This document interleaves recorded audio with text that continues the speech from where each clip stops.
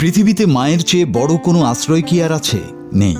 কিন্তু নিয়তির নিষ্ঠুর খেলায় যে শিশুটি তার মাকে হারিয়েছে তার পৃথিবীটা মুহূর্তেই ওলটপালট হয়ে যায়। মায়ের সেই অভাব কি কেউ পূরণ করতে পারে? হয়তো পারে না, কিন্তু রক্তের টান কখনো কখনো মানুষকে বয়সের চেয়েও বড় দায়িত্ব কাঁধে তুলে নিতে শেখায়।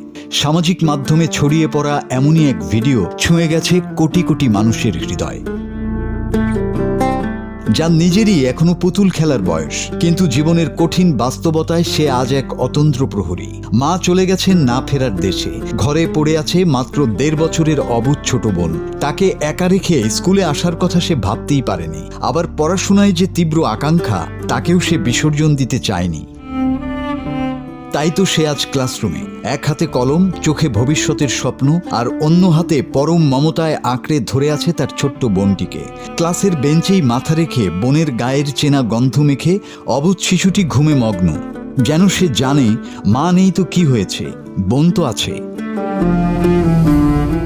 চারপাশের সহপাঠীরা খাতায় কলম চালাচ্ছে, শিক্ষক হয়তো বোর্ডে কোনো কঠিন অঙ্ক কষছেন, কিন্তু এই ছোট্ট মেয়েটি ক্লাসরুমের শিক্ষার চেয়েও বড় এক জীবনের পরীক্ষা দিচ্ছে।